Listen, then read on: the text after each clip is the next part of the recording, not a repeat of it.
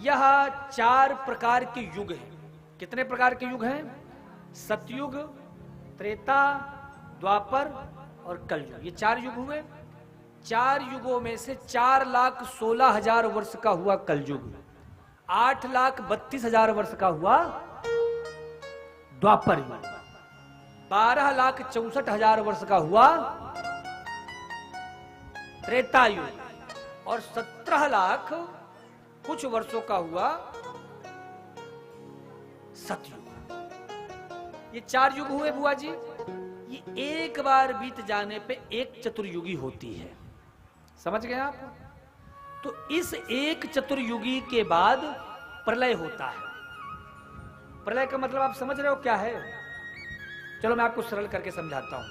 किसी को यह लैपटॉप या मोबाइल चलाने आता होगा, सब लोग आजकल चलाते हैं।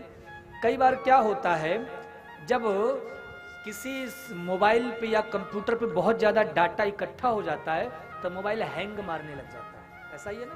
फिर उसके फंक्शन काम करना बंद कर देते हैं और कुछ टाइम बाद ऐसा हो जाता है महाराज कि मोबाइल हो चाहे फोन हो, ये चल भी नहीं पाते हैं क्योंकि इतना उसमें वायरस इफेक्ट करने लग जाते हैं।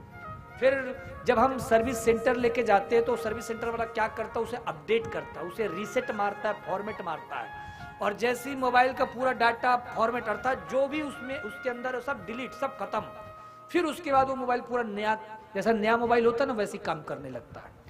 इसी प्रकार से सतयुग, त्रेता, द्वापर, कलयुग में जो भी चीजें होती है, एक बार जब ये कलयुग का चौथा चरण हो जाता है तो उसका पुनः सारे डाटा को फॉर्मेट कर दिया जाता है, सब समाप्त हो जाता है। फिर कैसे? फिर जितने भी दुष्ट हैं, पापी हैं, पापात्मा हैं, दुरात्मा हैं, इन सब को महाराज पकड़ पकड़ करके और भगवान जो है सफाया करते हैं।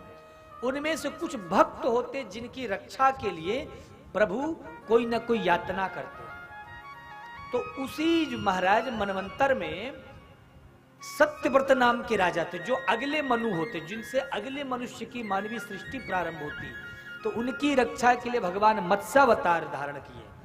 उसमें सप्तर्षियों को बिठाया और फिर राजा सत्यव्रत को चारों वेदों के साथ दिव्य कथा सुनाकर रक्षा की। तो ये मत्स्यावतार की कथा है।